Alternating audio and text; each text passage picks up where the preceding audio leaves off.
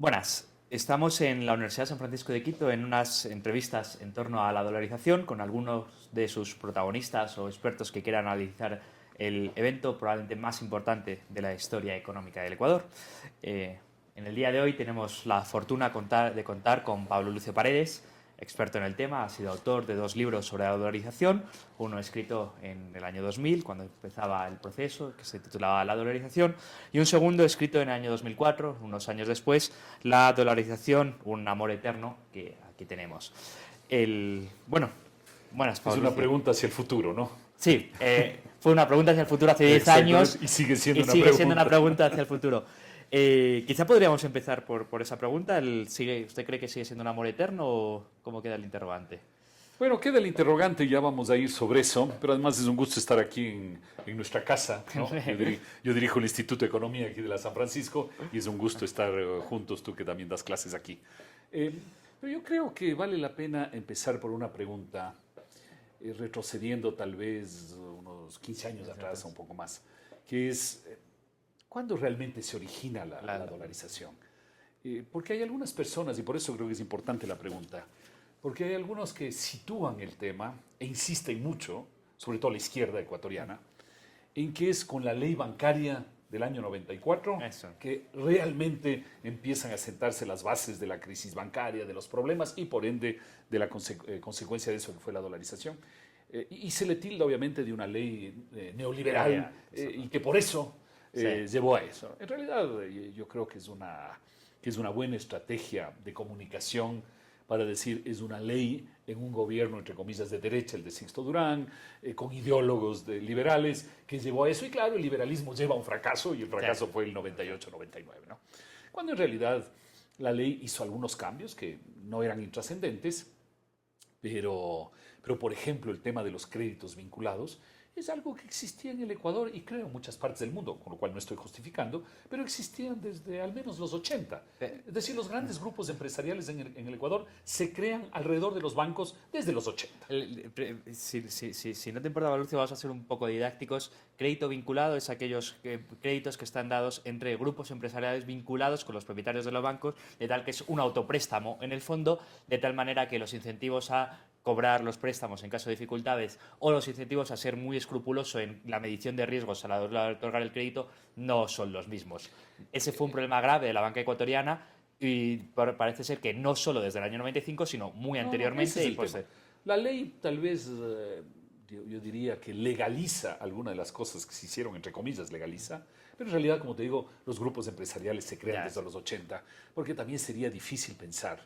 Mira, el primer banco que tiene problemas del Banco Continental en el 95 y luego hay bancos en el 98. Sería difícil pensar que sale la ley en 94 y la ya. ley tiene la capacidad de acabar con la banca y además en 1, 2 años o 3 años de crear los grupos empresariales alrededor de la banca, lo cual no tiene no tiene segundo. Pero además es un tema importante desde el punto de vista liberal porque el crédito vinculado no solo es una acción que económicamente, financieramente, termina siendo complicada por los incentivos negativos, tú lo acabas de decir, pero además es una violación de los derechos. Por supuesto, sí. Porque en ningún momento el depositante cuando deja su dinero ni está sabiendo ni está dando la instrucción de decir, mira, yo señor banquero, Pero, a usted le doy el dinero para que usted lo utilice usted mismo en sus sí, negocios. No. el dinero de los bancos no es de los banqueros, a pesar de que los banqueros a veces se creen eso, los depositantes a veces creen eso, y los que atacan a los bancos se lo suelen creer. El dinero de los bancos no es. Pero Exacto. ahí, Entonces, en este caso, los créditos vinculados, digamos, hay una violación esencial del derecho. derecho, ¿no es cierto? Que es muy importante de resaltar. Entonces, no es en el 94 que empieza el problema. El problema en realidad empieza 20 años antes, si tú quieres, cuando el Ecuador en los años 70 tenía una inflación del 12% y luego en la primera mitad de los 80 sube alrededor del 30 y pico. En la segunda mitad de los 80, principios de los 90, llega en promedio al 50-60, aunque hubo un pico de 90, pero digamos sube alrededor, un nuevo plató, ¿no es cierto?, Sí. de 50 o 60. Luego, en el gobierno de Sixto Durán, donde hubo disciplina fiscal y monetaria, es el único periodo en que baja la inflación hacia los 25 más o menos, y luego otra vez vuelve lo mismo, la inflación vuelve a subir, y detrás de la inflación y con la inflación viene todo el proceso devaluatorio que nos lleva de 25 sucres por dólar a 5.000 en el año 97, es decir, antes, digamos, de la crisis. Entonces yo creo que ahí se va sentando el fermento de lo que es el problema de la manipulación de la moneda en el Ecuador, Claro. que pudo no terminar en la dolarización, porque hay Claro. pocos países dolarizados en el Claro, mundo ¿no? relativamente, pero digamos, ahí yo creo que está el verdadero fermento. La cuestión de la dolarización es que al final el sucre no funcionaba bien como moneda cumpliendo ninguna de las tres funciones del dinero y se acabó dolarizando. La pregunta que yo quiero hacer es, ¿hasta qué punto fue una decisión del gobierno de Maguad dolarizar el Ecuador? ¿O hasta qué punto fueron los ecuatorianos los que decidieron dolarizar su economía a través de decisiones libres y voluntarias a lo largo de este proceso? Yo creo que hay las dos cosas, ¿no?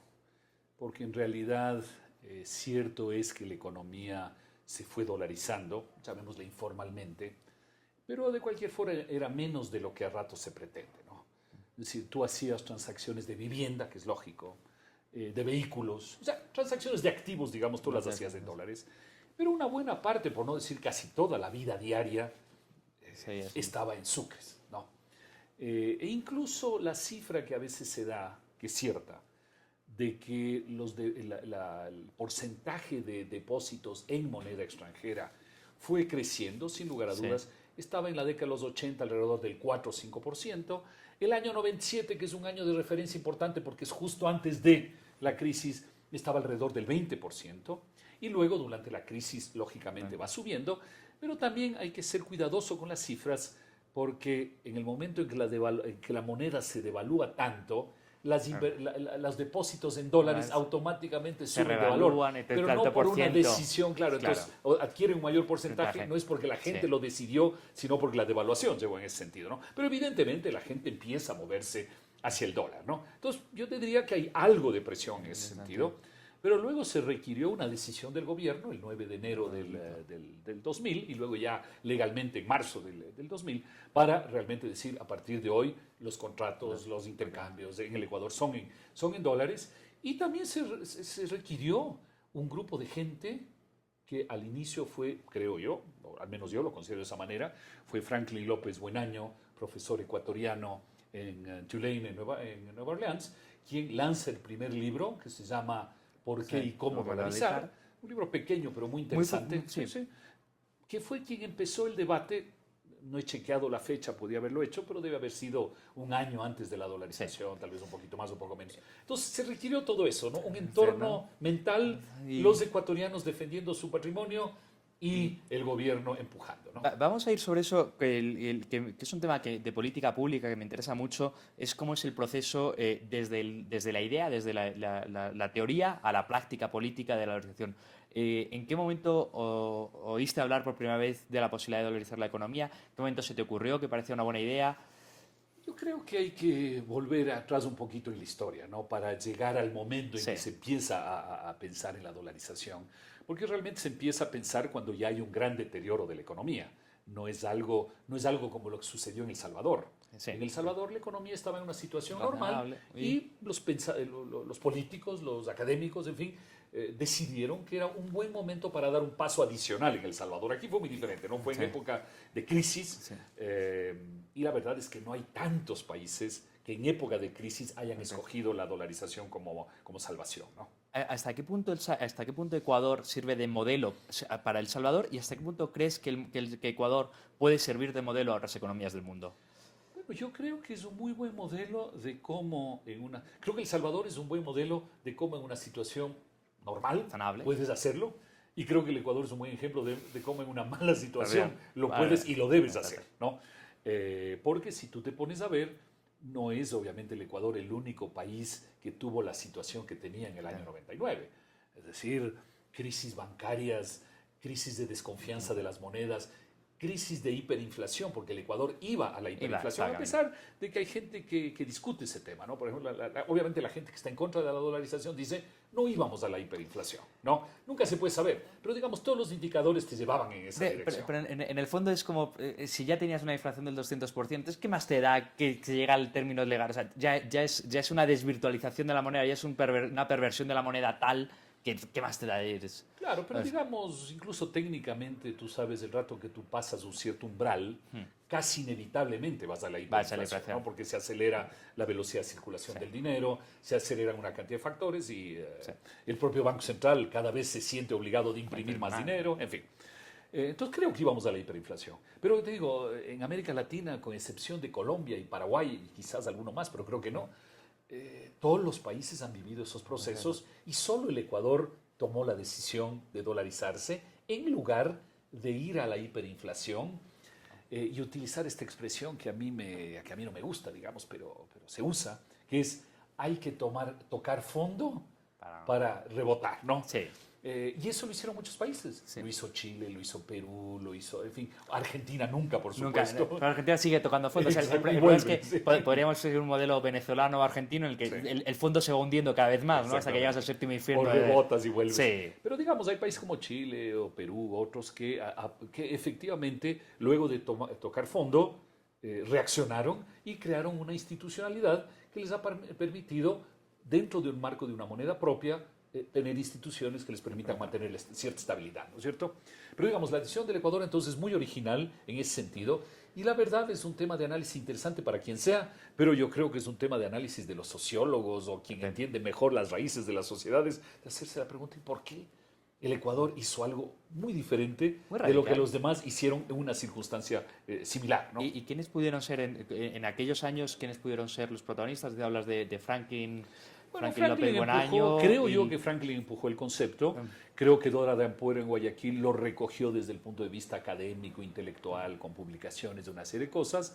Joyce de Ginata lo retomó a partir de la vertiente política y de comunicación pública, que es tan importante. Porque si tú te encierras en las cuatro paredes de la academia con la mejor idea del mundo, no vas muy lejos, ¿no? Entonces Joyce lo empujó y luego se sumaron otras personas, entre las que modestamente me incluyo, que creímos que el Ecuador es el camino razonable para el Ecuador. ¿Cuál fue la acogida de los ciudadanos? Pero déjame un poquito volver atrás de por qué en el año, ahí alrededor del 99, un momento dado, se empieza a generar este movimiento. Yo creo que hay que volver un poco a la historia, ¿no es cierto? La economía ecuatoriana se empieza realmente a debilitar en el año 95 con la guerra del Perú. La economía tuvo muy buenos años, 92, 93, 94, menos inflación, crecimiento económico sano, un sistema fiscal y monetario disciplinado. Es decir, te generaba perspectivas de mediano plazo razonables, ¿no? Pero vino inesperadamente la guerra del 95 y eso te movió el piso de esa economía, que además, como generalmente sucede en esas circunstancias, había tenido una expansión crediticia excesiva, que es casi inevitable en todas las economías donde las cosas van razonablemente bien, ¿no? Y a veces es por acción del Banco Central, a veces es acción de los propios banqueros, a veces es la interacción o muchas veces entre el público y el privado, muchas veces es todo este tema del riesgo moral, ¿no es cierto? Sí. Y de los incentivos perversos que hay dentro del sistema financiero desde hace 500 años. En fin, hay todo eso, pero la guerra lo sacude, ¿no? Quiebran las entidades, quiebran muchas de las sociedades financieras y muchos bancos tienen problemas, pero solo quiebra uno, que es el Banco Continental, ¿no? Y ahí sucede algo que es muy importante y también es importante en términos de economía política. Y es que el gobierno, y no, eso no tiene nada que ver con la ley del 94, el gobierno decide darle la oportunidad a las sociedades financieras de convertirse en bancos. Sí. Dándoles facilidades de capital, de plazo, de una cantidad de cosas. Y entonces, claro, las sociedades financieras que estaban quebradas, la mayor parte dicen gracias por la oportunidad, me convierto en banco. No quiebre, claro. Y entonces, pero eso es uno de los elementos más importantes, digamos, de esto, pero no tiene nada que ver con la ley liberal, entre comillas, del año 94, porque la ley liberal, todo lo contrario, en ninguna parte decía, ojo, cuando alguna entidad financiera esté mal, dele la oportunidad de seguir viviendo. Es exactamente lo contrario de lo que es el liberalismo. Exactamente lo contrario. Y entonces el número de bancos aumenta, pero obviamente aumenta el número de bancos débiles, porque nadie puede pensar que una financiera que se le acaba de salvar, que está a punto de quebrar, va a ser sólida, es todo lo contrario, ¿no? Y entonces el riesgo en el sistema empieza a aumentar, las tasas de interés también empiezan a aumentar, porque el pequeño, la única manera de tener mercado es subiendo las tasas de interés para los depósitos, entonces entra en un mayor riesgo el sistema financiero. Y en ese proceso de mayor riesgo viene lo que yo llamo las 7 plagas de Egipto, que en realidad no fueron 7, sino un poco menos, pero plagas de Egipto, ¿no?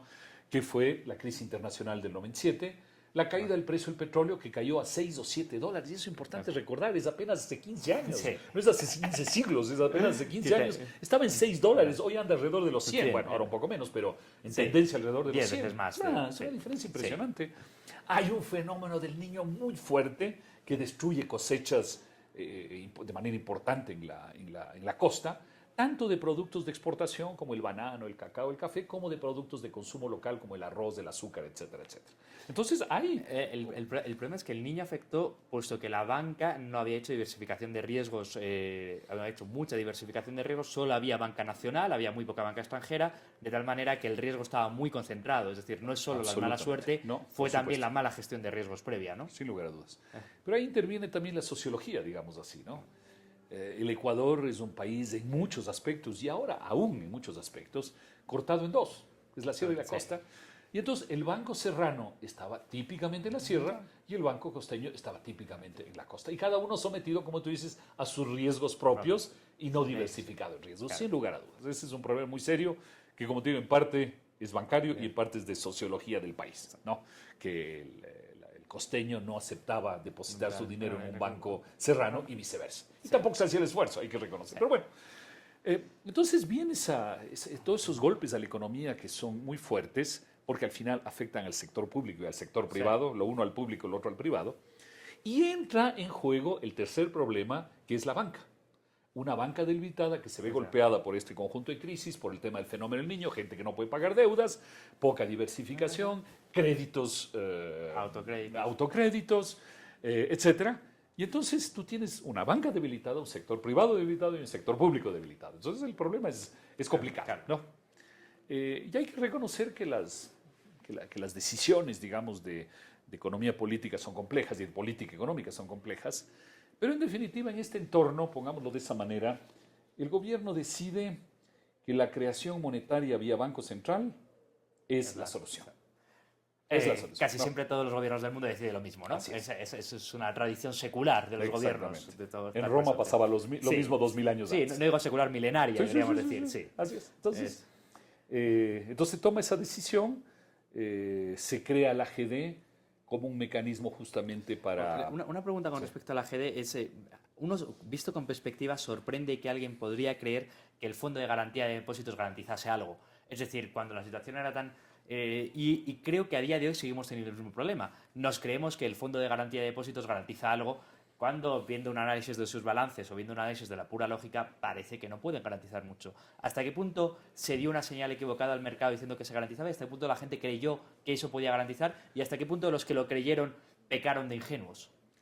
Yo creo que hay un poco de todo, ¿no? Y recuerda tú que en la crisis reciente en el mundo, el Banco de Inglaterra, un momento dado, también anunció que protegía todos los depósitos. Todos los depósitos. Sí. Pero el balance no decía eso. El balance del Fondo de Garantía de Depósitos no decía que había que echar lo suficiente para claro.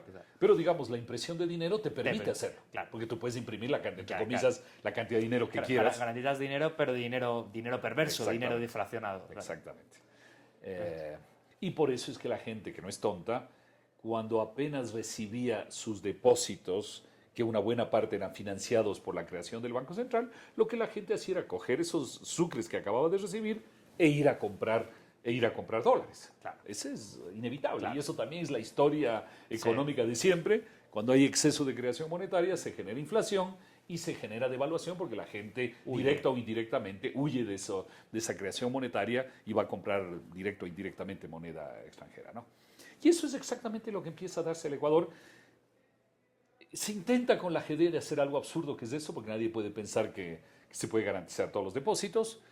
No sé si la gente haya creído, la verdad, porque recuerda que es la caída del Filambanco en noviembre del 98 que genera esto, y que en febrero, marzo, o sea, 3 meses después, el otro gran banco del Ecuador, el Banco del Progreso, también estaba cayendo, ¿no? Entonces tú dirás probablemente que la gente no se creyó este cuento, porque si no el Progreso hubiera aguantado, a pesar de que el Progreso tenía otras particularidades de autovinculación, pero digamos que eso te demostraría que efectivamente la gente no creyó mucho en eso. Entonces el Banco Central, como también sucede muchas veces en la historia económica, el Banco Central imprime dinero, la gente va a comprar dólares, el tipo de cambio empieza a subir y el Banco Central dice, yo tengo que defender el tipo de cambio para no generar expectativas negativas, presiones inflacionarias, etcétera, etcétera. Y entonces el Banco Central empieza a utilizar las reservas en dólares para tratar de defender el tipo de cambio. ¿Qué tipo de cambio estaríamos hablando? Estaba alrededor de 5.000. Eso es lo que trata de defender. Sí. 5.000.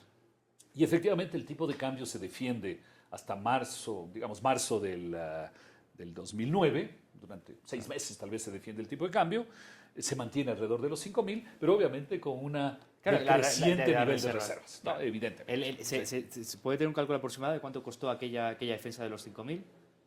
Si la memoria no me falla, el Banco Central debe haber perdido alrededor de 1.200 millones de dólares en esa defensa de esos pocos meses. Es mucho dinero.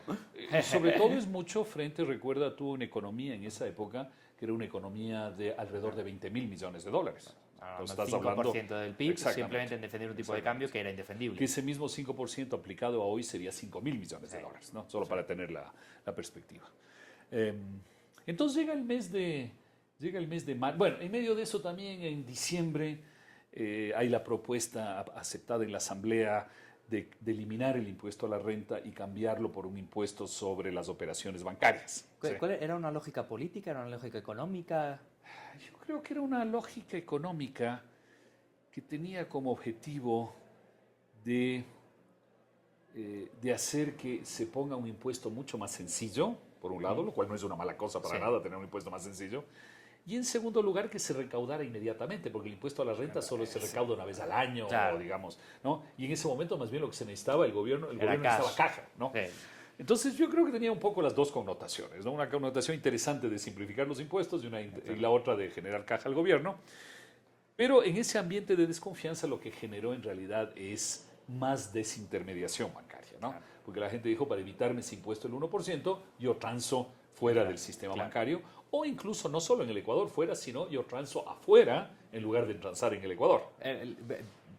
Permíteme un breve paréntesis, porque a mí me llama mucho la atención cómo Ecuador puede ser un modelo para muchas cosas de los debates internacionales a nivel bancario, porque un impuesto de transacciones del 1% es básicamente la tasa Tobin. Es básicamente lo que estamos hablando de la tasa Tobin, y tenemos un ejemplo de lo que ocurre cuando se aplica, y sin embargo me da la sensación de que el mundo no se ha enterado de lo que ocurrió cuando se aplicó en Ecuador, porque claro, la discusión de la tasa Tobin es esta exactamente, poner impuestos a las transacciones financieras. Lo que ocurrió cuando se puso fue que se huyó del sistema financiero. Me llama la atención que Ecuador, quizá por ser un país relativamente pequeño y relativamente desconocido en el contexto internacional, no ha servido de ejemplo para decir, oiga, es que la tasa Tobin ya tenemos un ejemplo claro y lo que ocurrió fue esto.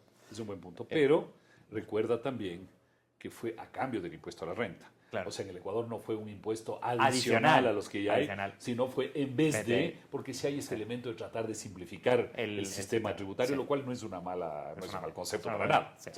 La verdad es que yo prefiero que me cobren el impuesto en una transacción anónima a tener que estar haciendo un estado financiero todos los meses para mandarle al gobierno y que me controlen y todo eso. Y cuando hablemos del consumidor final con factura, ya entramos en otra discusión que no tiene que ver con la dolarización. Bueno, yo digo que no es una mala cosa en sí mismo, pero bueno, hubo también eso al medio que ayudó a la desintermediación. Entonces llegamos a marzo del 99, con el Banco Central habiendo perdido 1.000 y pico millones en reservas, con mucho menos reservas en consecuencia, con el Banco del Progreso, ahora ya no solo el Filabanco, sino ahora el otro grande que era el Banco del Progreso, a las puertas de cerrar, porque ya el Banco Central le había entregado todo lo que legalmente le podía entregar. Y el gobierno entonces el Banco Central decide flotar la moneda. Ahí entra la flotación. Pablo Lucio, perdón, permíteme hacer una pregunta con este lapsus linguae que has tenido. ¿El gobierno del Banco Central, hasta qué punto el Banco Central era independiente? Hubo una discusión muy interesante en esa época, alrededor de los últimos meses del año 98, en el cual efectivamente el Banco Central trató de preservar su independencia. Me parece que quien estaba en ese momento de gerente y en esta pelea era Luis Jácome. Y ellos trataron de preservar la independencia del Banco Central frente justamente a todas estas leyes, la ley de la GD y una serie de cosas, que lo que le imponían al Banco Central era más creación monetaria, ¿no? Digamos que la pelea, como casi siempre sucede, acabó terminando, estamos en Alemania, ¿no? Acabó terminando a favor del gobierno, y el gobierno se volvió un poco más dueño del Banco Central. Pero con algunos límites legales de cuánto podía crear de dinero, cuánto podía entregar a cada banco, pero digamos, ya no era un Banco Central independiente, sino semi-independiente. En este proceso el Banco Central perdió parte de su independencia, a pesar de que lo intenté conservar, por eso es muy importante para entender luego todo el proceso, ¿no? Absolutamente. Entonces el Banco Central decide, o el gobierno decide la flotación ahí por febrero o marzo del año 99, y el tipo de cambio evidentemente inmediatamente salta muy rápidamente de 5.000 y está caminando a los 10.000 muy rápidamente, ¿no? Entonces, problema adicional para quien toma las decisiones de política económica, ahora tengo un tipo de cambio que se me está disparando, ¿no? Y entonces, yo creo que, sin conocer los pormenores de adentro, no, pero me da la impresión de que el gobierno decreta el famoso feriado bancario, no el congelamiento, sino el feriado, que creo que fue el 9 de... No, 8 o de marzo. 8 de el 8 marzo. de marzo, perdón, el 8 de marzo, 8 de marzo, sí. del 99. Lo decreta más por incapacidad de tomar una decisión de qué hacer ante todo este entorno complicado de tipo de cambio, de inflación, de creación monetaria, de bancos que seguían cayéndose, en este caso el progreso. Yo creo que es más por incapacidad que decide tomarse un día adicional, que fuese 8, para ver si tomaba una decisión. Vamos a incidir sobre el 8 de marzo, que probablemente es un momento más trágico de la historia económica ecuatoriana, de toda la historia económica ecuatoriana. Algunas preguntas con respecto al 8 de marzo. En primer lugar, bueno, para explicar a nuestros oyentes, o feriado bancario es cuando el gobierno, ante la imposibilidad de pagar en caja a los bancos lo que tienen, declara que los bancos ese día cierran y no van a pagar. Porque es como domingo. Como domingo. Vamos a ampliar con domingo porque no tenemos dinero suficiente para pagar en caja y vamos a tomarnos un tiempo para pensar. La pregunta es, tu idea, tu impresión es que el gobierno simplemente quiso ganar un día. ¿Había algún plan después de eso? O sea, ante toda esta catástrofe, ¿había alguna idea de decreto feriado y luego hago tal cosa? ¿Simplemente fue decreto feriado y me gano un día para pensar? Yo creo que obviamente el gobierno venía analizando múltiples opciones, dentro de las cuales no estaba, estoy seguro, la dolarización en ese momento, ¿no? Yo creo que una de las opciones probablemente que se estaba mirando era un congelamiento. Otra de las opciones que se estaba mirando era tomar una decisión muy rápidamente y drásticamente de cuáles eran los buenos bancos y cuáles eran los malos, para dejar abiertos los buenos y cerrar los malos. En fin, yo creo que había una gama de cosas que se estaban analizando en ese momento. Pero yo creo que el lunes la decisión, creo yo, fue de un día para tratar entre esas diversas opciones ver qué se hace. Es mi impresión. No. Alguien más cercano al gobierno podrá tener otra impresión. Yo lo estoy mirando, habiendo estado en algunas reuniones en esa época, desde lejos, pero habiendo estado en algunas reuniones y viendo que en esas reuniones había diversas opciones, pero no había ninguna decisión, digamos, ¿no? Me da la impresión que incluso el congelamiento en esa época, en esos días, no era tampoco la principal de las alternativas. Sí se conversaba, ¿no? Incluso algunos le culpan a la gente de la Fundación Mediterráneo, de Domingo Cavallo, que estuvieron aquí en esos días. Y ellos también efectivamente estuvieron aquí, pero yo no recuerdo que ellos hayan planteado el congelamiento como la solución, ¿no? Entonces mi impresión es esa, se trató de ganar un día. Pero evidentemente al cabo de un día... Y llega el 9 de marzo y ¿qué? Todo sigue igual que el 8, claro. Exactamente. Ese es exactamente el tema. Y entonces se decreta un segundo día de feriado bancario. Y ya cuando habías agotado un par de días feriados, ya era la apertura de los bancos del tercero o el cuarto día, hubiera sido una masacre. Claro. Hubiera sido una masacre. No. Como tú dices, la gente no es tonta, la gente lo primero que quiere en la vida es preservar los frutos de su esfuerzo, que es su patrimonio, y la gente hubiera ido a retirar el dinero de los bancos y a cambiarlo inmediatamente a dólares, ¿no? Entonces, ante esa perspectiva, el gobierno decide, creo que fue el día jueves, anuncia que a partir del lunes, o sea que el feriado se prolonga toda la semana y que el día lunes arranca un congelamiento. Ya no es feriado, es congelamiento, es decir, algunos depósitos se podían movilizar, pero la mayor parte no. Y se va a esa solución, ¿no?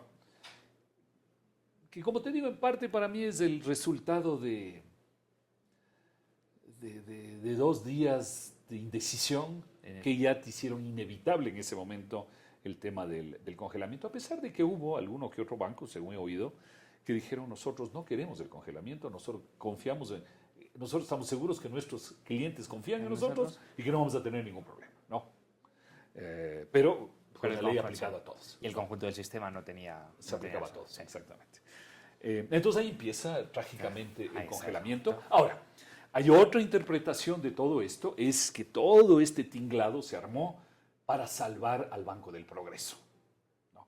Que el día lunes, el día del congelamiento, no del congelamiento, sino del feriado, el lunes 8, ese día, si es que había un poco de gente que seguía retirando su dinero del Progreso, ese día el Banco Central ya no le podía ayudar, ¿no? Entonces puede ser también, por supuesto, que haya jugado mucho el tema del Banco del Progreso, las influencias quizás, las influencias políticas por supuesto, que tenía, las influencias y todo esto, puede ser que hayan jugado mucho Y que la razón está ahí, que fue realmente el tema del Banco del Progreso y luego vino toda la cadena, ¿no? Entonces viene el congelamiento y obviamente, como la palabra lo dice, la economía se queda congelada y entre otras cosas, tú ya no puedes coger sucres de ir a comprar dólares porque ya no dispones de los sucres, ¿no? Y el tipo de cambio, obviamente, que venía hacia los 10.000, se vuelve a bajar hacia los 7.000, una cosa por el estilo. Entonces entras en una fase de tranquilidad, pero porque estás congelado. Sí, entonces, hibernación. En hibernación está tranquilo, exactamente. Sí. Ahora, en ese momento se dan algunos hechos que no son de economía, sino del entorno de intereses y de política, que tuvieron mucha influencia, ¿no? Por ejemplo, la gente tiene la percepción de que el Banco del Progreso siguió en manos, indirectamente por supuesto, pero siguió en manos de los dueños. Sí.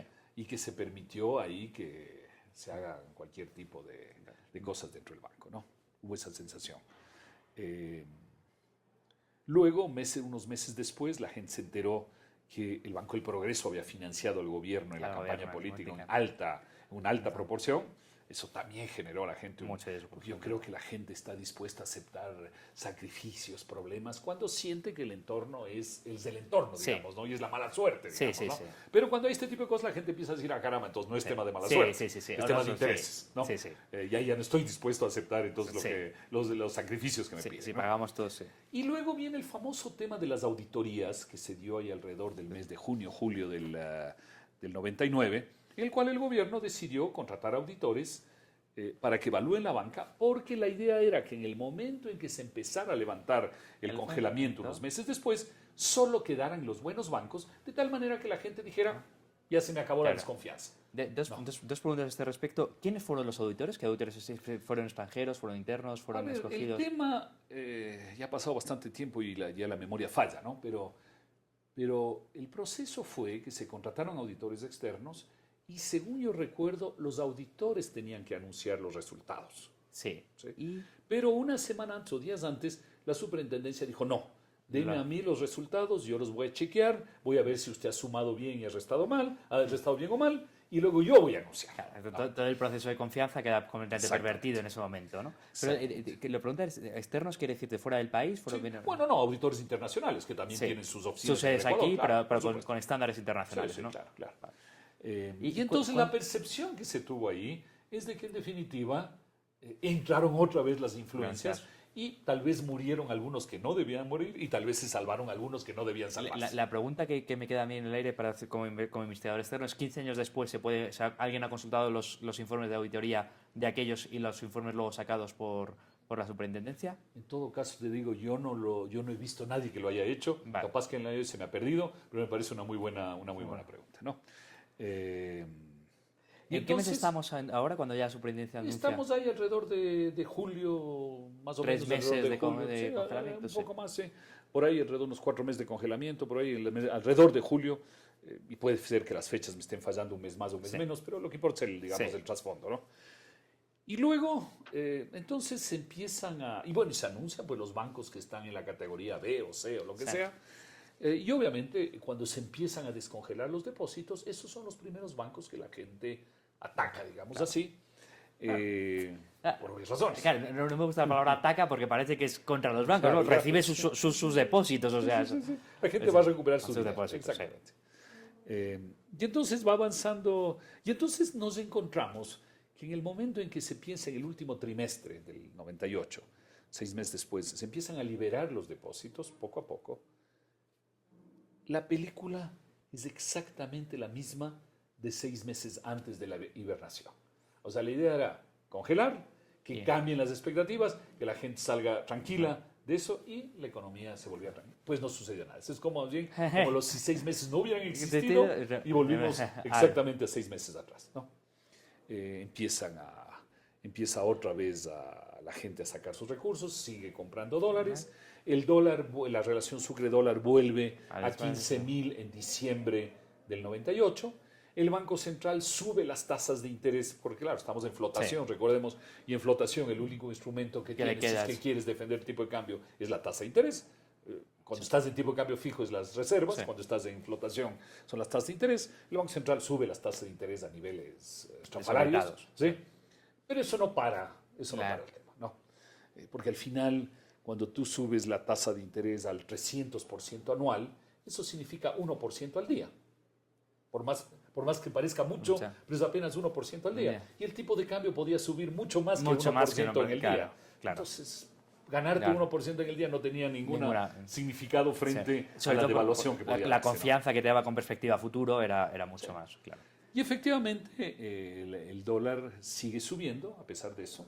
El tipo de cambio sigue subiendo y nos encontramos el 9 de febrero con un tipo de cambio, o sea, apenas 3 semanas después, menos de un mes después, hemos subido de 15.000 a 25.000. Es decir, hemos subido 60%, más de 60% en apenas 3 semanas, digamos, ¿no? Y entonces el gobierno se encuentra el 9 de enero con que se hace la pregunta, ya tuve tipo de cambio fijo y tuve flotación. Utilicé las reservas y utilicé la tasa de interés. Ya congelé. Ya se cerraron una serie de bancos que supuestamente eran los bancos débiles del sistema. Y estamos prácticamente igual a enero que un año antes, ¿no? Y entonces el gobierno se hace la pregunta, ¿y ahora qué más me queda? ¿No? Y que... Yo creo que en ese momento el gobierno, la verdad no sé, y en tus entrevistas tú vas a poder explorar un poquito mejor este tema. Yo tengo versiones diversas. No sé qué tanto el gobierno analizó estos temas. No sé desde cuándo antes venía examinándolos. Porque obviamente la gente dentro del gobierno te dice, no, eso ya veníamos examinándolo y analizándolo muy profundamente desde hace mucho tiempo atrás. Hay gente cercana al gobierno que te dice, mira, es un poco exagerado, no es que era... profundamente. Exactamente, no eran ni tantos meses ni tan profundamente. Hay versiones diferentes. El Banco Central, que como decíamos hace un momento, no era independiente, pero tampoco era, digamos, totalmente sometido al gobierno, tenía su visión en ese momento, e incluso se publicaron algunos papers sobre eso. El Banco Central defendía el tema del sistema de metas inflacionarias. Sí. Ellos decían, mira, si tenemos una política de Banco Central orientada a cumplir con ciertas metas inflacionarias, un sistema que está muy de moda desde los últimos 10, 15 años en el mundo, ¿no es cierto? 20 años. Vamos a poder controlar esta situación tan inestable, ¿no? Cuando en realidad el sistema de metas inflacionarias sirve cuando estás en una situación relativamente estable y entonces tu decisión es si la inflación es del 8 o el 6 o el 3, ¿no?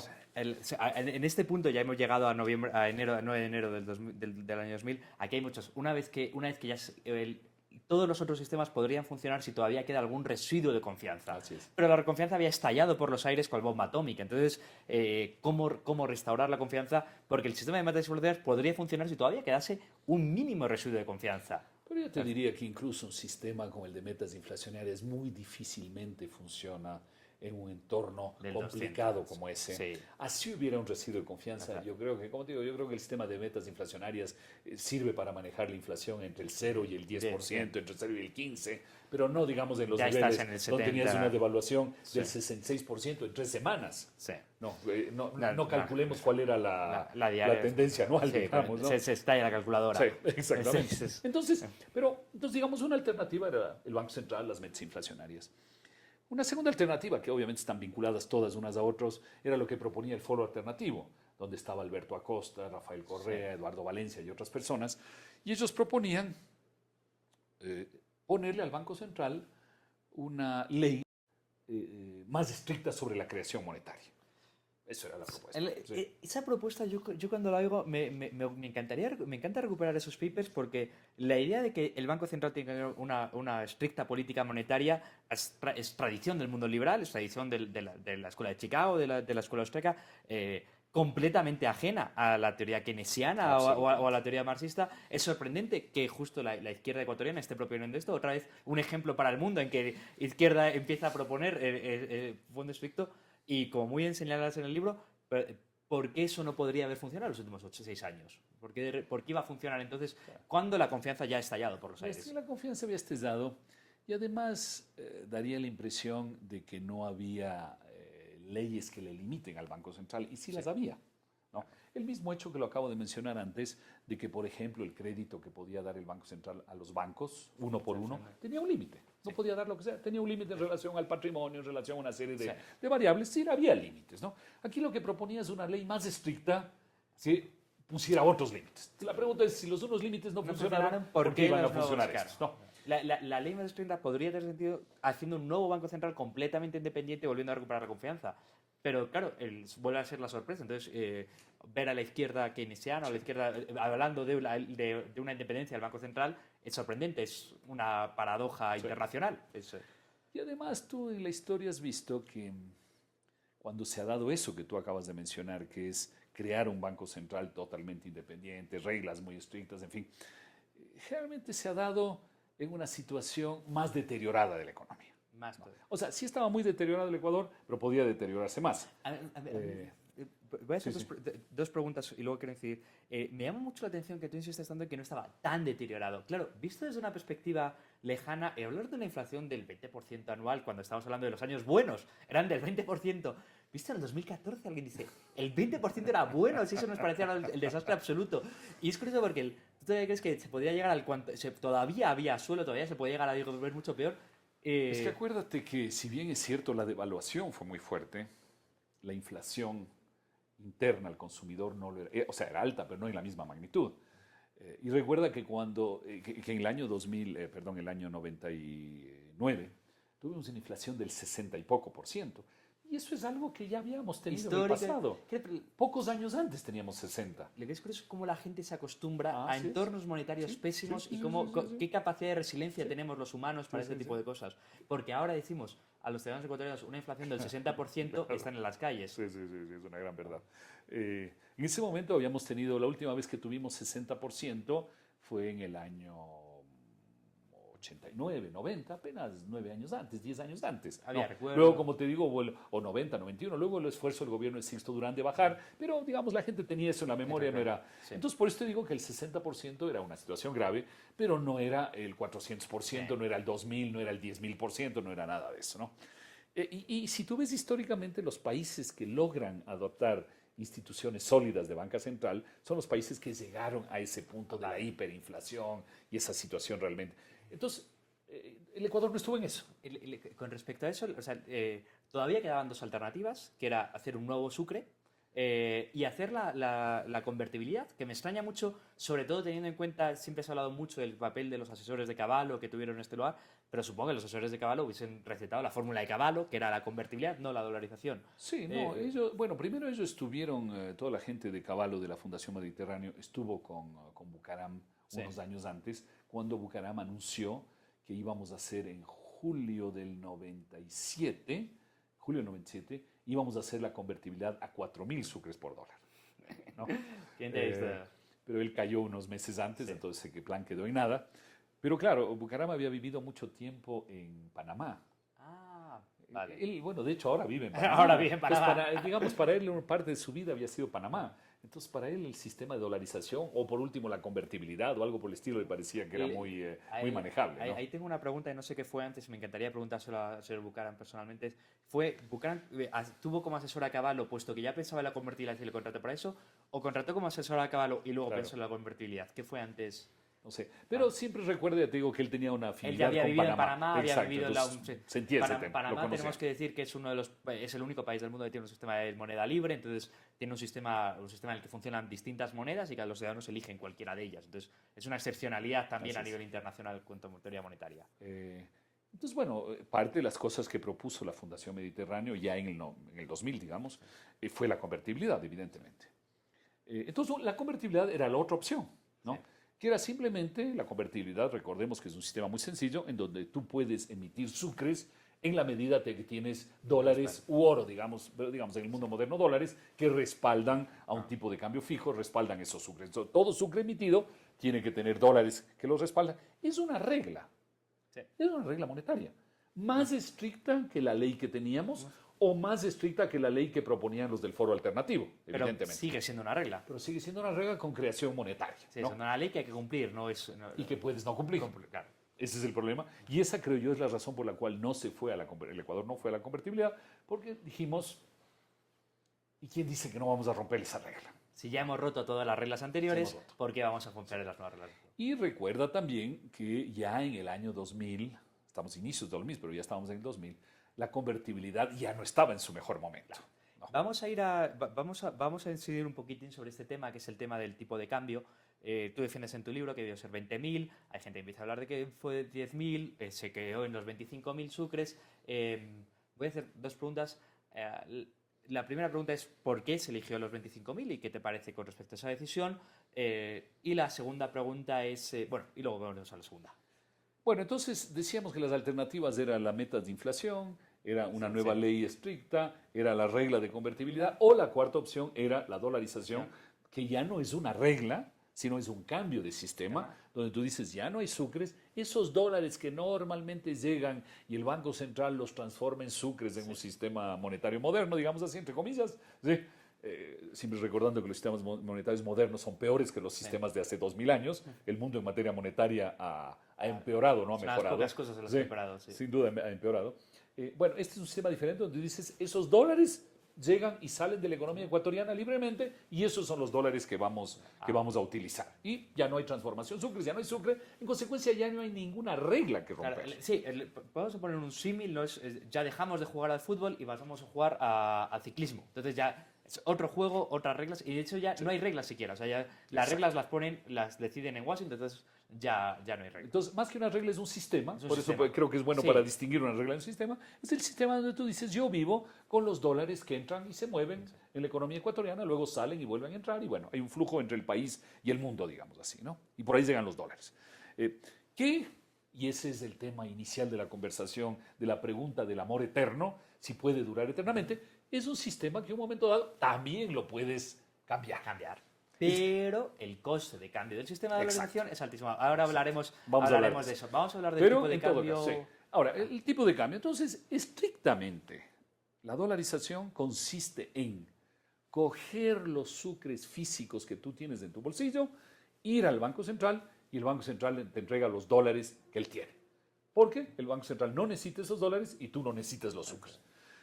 El cambio estricto entre sucres, la cantidad de sucres que había y la cantidad de dólares, está entre 15.000 y 20.000. Eso era, digamos, el cambio estricto de los sucres por los dólares. Esa es la división. Es una división que además no es un cálculo econométrico complejo, es una división. Es una división que se hace con cualquier calculadora que tenga su casa. Exactamente. Te salía entre 15 y 20. Ahí el Banco Central planteó algo que uno puede estar de acuerdo o no estar de acuerdo. El Banco Central dice, pero ¿y qué tal si hay una necesidad excepcional de dólares en la economía? Porque mientras hacemos esto, pasa algo. Que ya pasan tantas cosas que... Exactamente. El Banco Central dice, mira, de las reservas que yo tengo, me voy a guardar una pequeña cantidad. Por si acaso, para algún mal momento, para alguna cosa que pueda suceder. Y en consecuencia voy a cambiar menos dólares con los sucres. Sí. Entonces, obviamente, si tú pones a la disposición menos dólares para cambiar con los sucres, el tipo de cambio tiene que ser más alto. ¿No? Sí. Y entonces con eso se llega a los 25.000, que además era el tipo de cambio al que digamos, se hicieron ya ciertas operaciones en enero del 2015, cuando el tipo de cambio subió. Como yo digo, yo creo que se podía haber hecho tranquilamente a 20.000.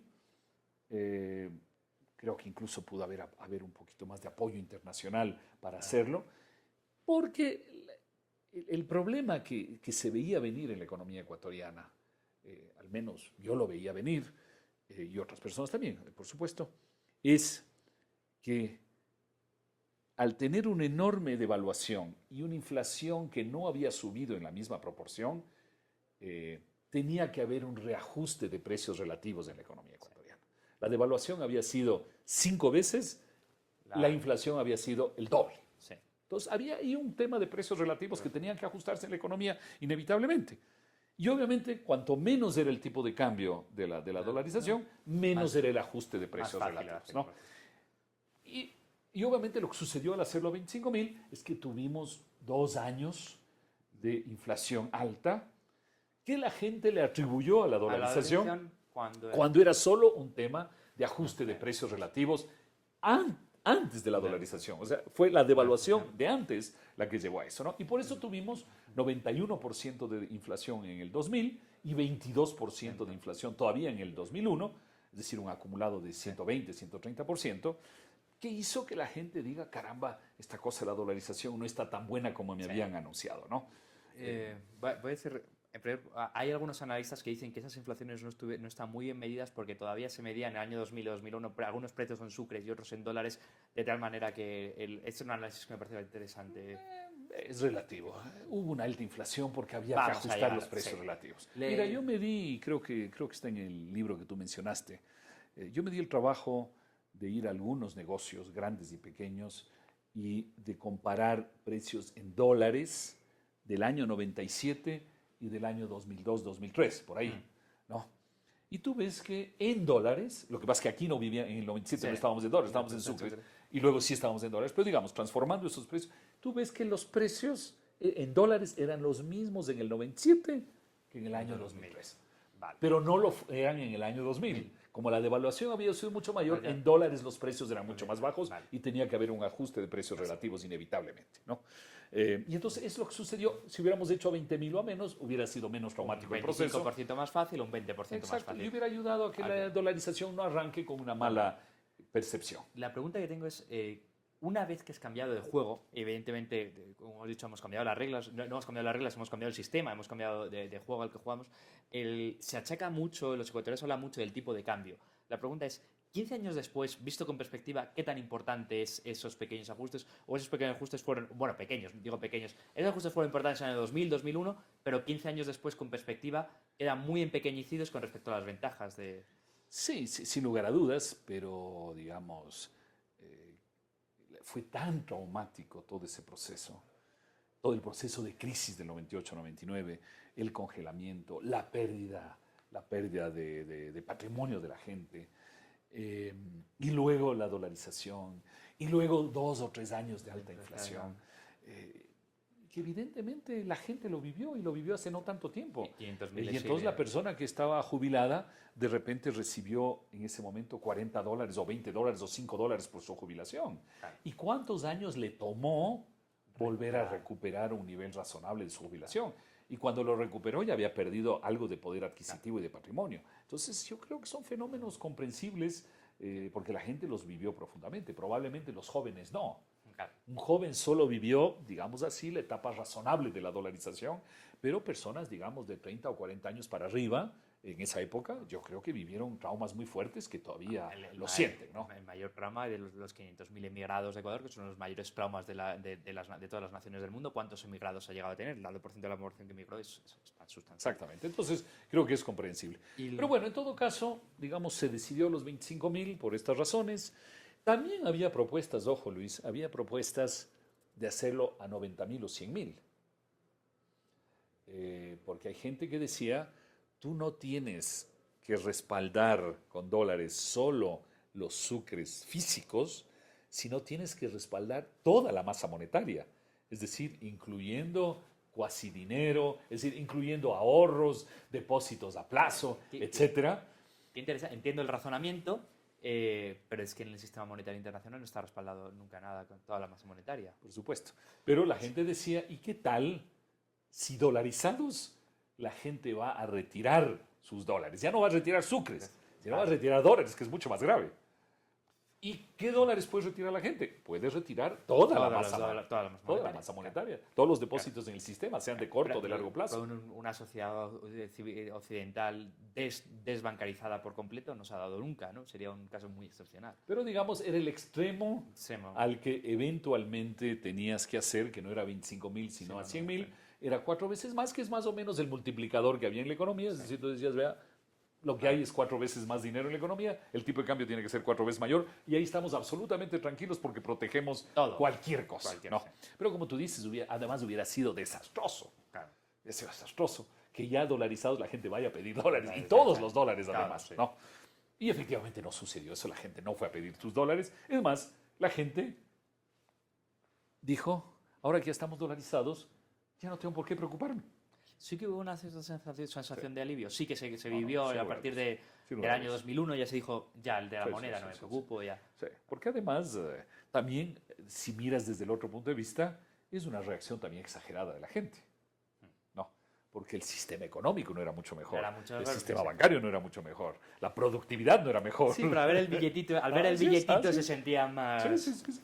Pero tampoco tiene que suceder de esa manera 100%. Yo te diría que la reacción en el Ecuador fue la mejor posible, Sí. pero no necesariamente podía haber sido la mejor, ¿no? Y entonces, digamos, el tema, con excepción del reajuste de precios relativos, que es un tema eso, de ajuste de precios relativos, porque la gente todavía dice, no, pero es que no medíamos bien la inflación, o la gente dice, eso tiene que ver con el redondeo de los precios, que cuando algo salía el cálculo 92 centavos, tú le subías a un dólar. Sí. Son temas anecdóticos, la realidad es que se necesitaba un ajuste de precios relativos, punto. Sí.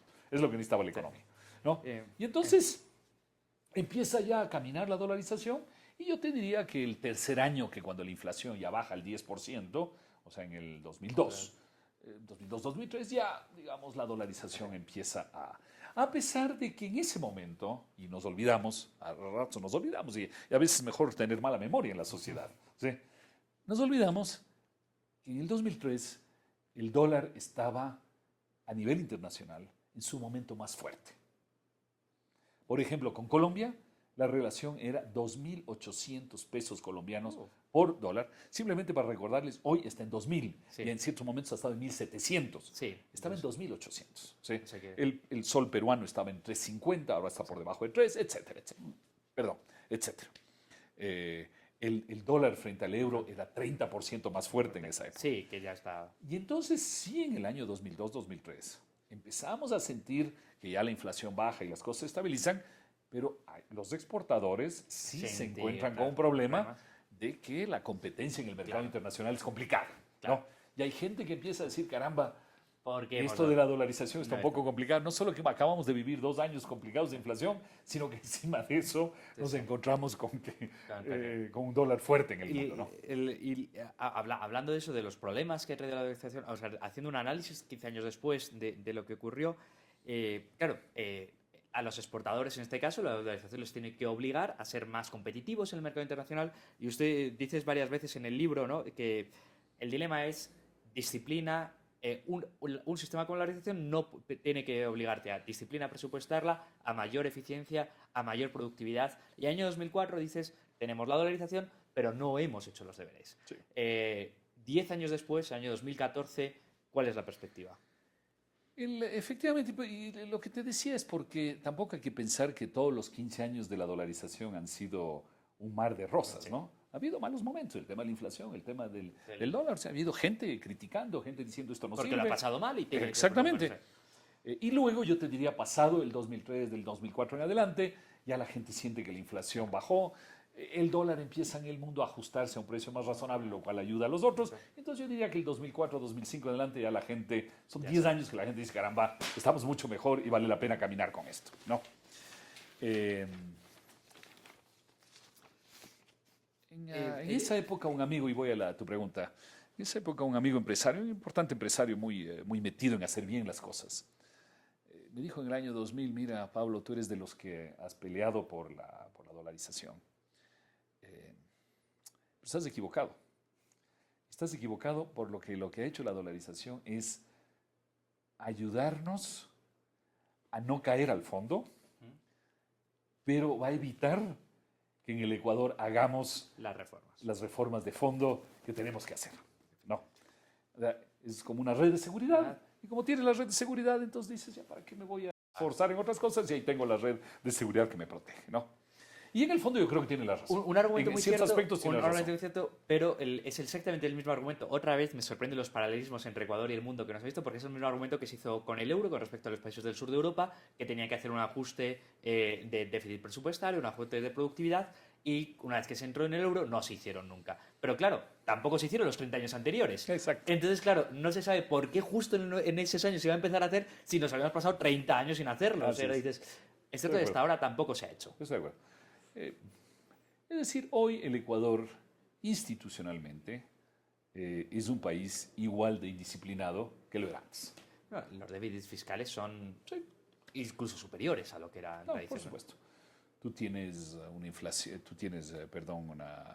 déficit fiscal del 5 o 6 puntos del PIB, a pesar de tener ingresos petroleros tan altos. A pesar de estar en tú tienes un endeudamiento que sigue creciendo. El gobierno hoy no representa el 25, sino el 40% de la economía. La productividad sigue a niveles muy bajos.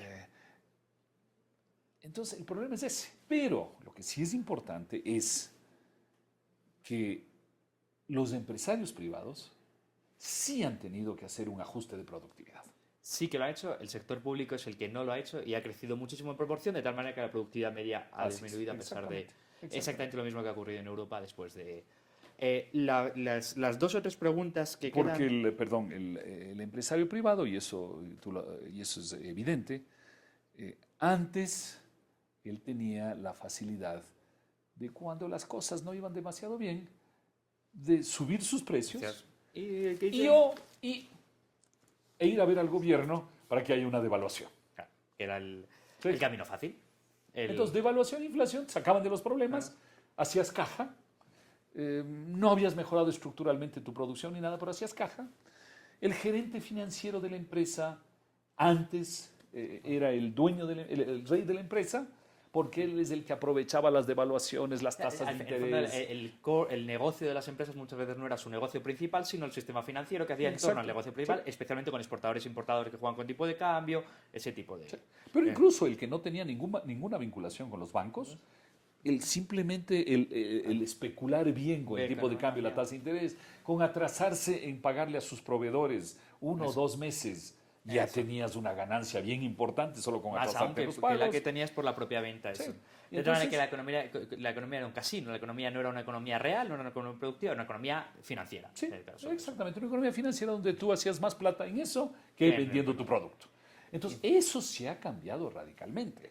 Eso se ha cambiado radicalmente, ¿no? Las empresas se dedican a lo que se tienen que dedicar. Así es. Ahora, si estás sometido, porque no existe ninguna solución perfecta, ningún sistema es perfecto, estás sometido a los vaivenes del dólar en el mundo. Eso sí. Porque mira, mañana se fortalece en 30% el dólar, por decir cualquier cosa. Eso sucede un año, solo es una hipótesis. ¿Puedes tú hacer esfuerzos de productividad del 30% en el año? No puedes hacer. Hay que ser realista, ¿no? Entonces sí estás sometido a vaivenes que ya no controlas tú de ninguna manera.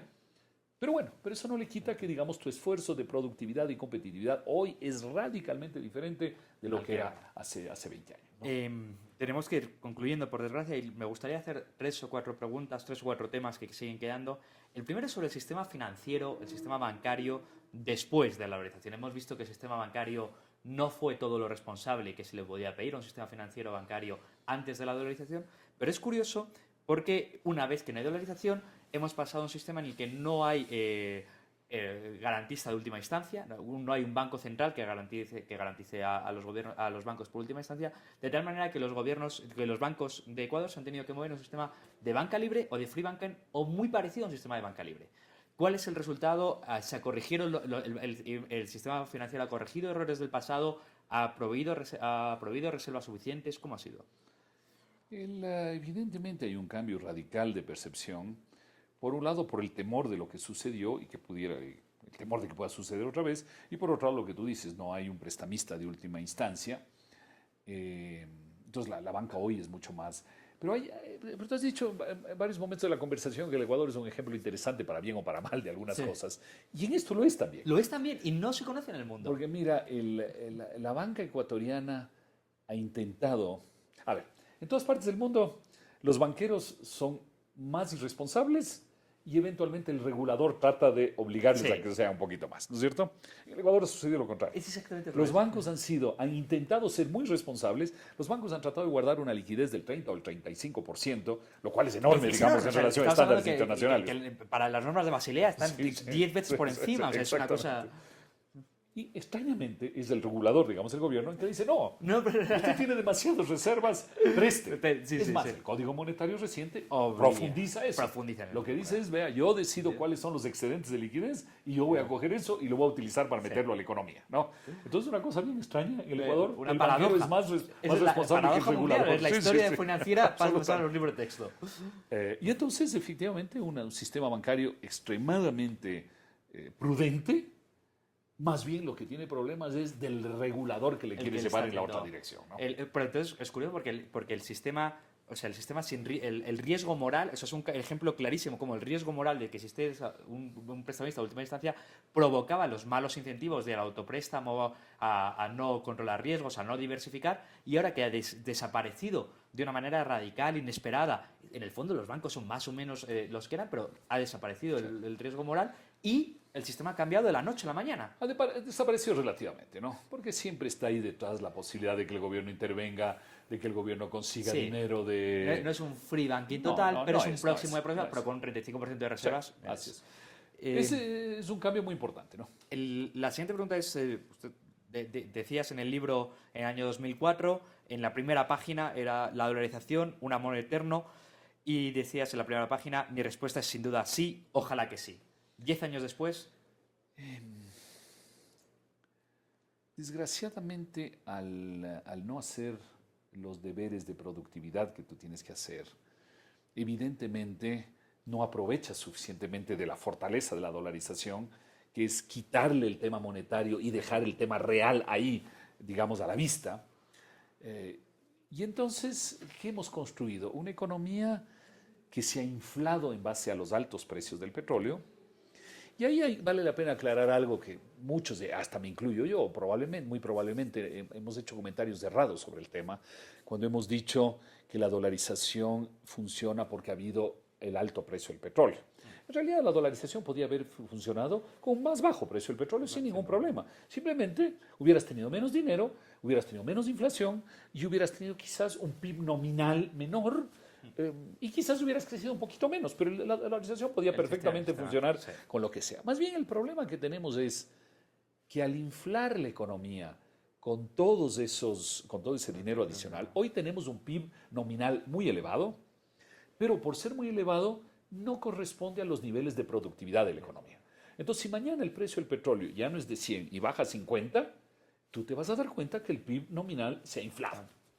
Y no por culpa de la dolarización. Sí, se ha inflado porque el gobierno coge cada centavo, lo mete a la economía y no respeta ciertas reglas básicas que tienen que venir con la dolarización. Y de hecho tiene un 10%, un 7-8% de inflación, de déficit, perdón, que es lo que es meter dinero del futuro a la economía ahora, es todavía inflar más la burbuja. Es inflar más aún. Entonces, tú hablabas hace un momento de las reservas bancarias. Evidentemente la dolarización requiere que tú tengas reservas que creas en los buenos momentos para los malos momentos. Y eso tampoco lo hemos hecho. Claro.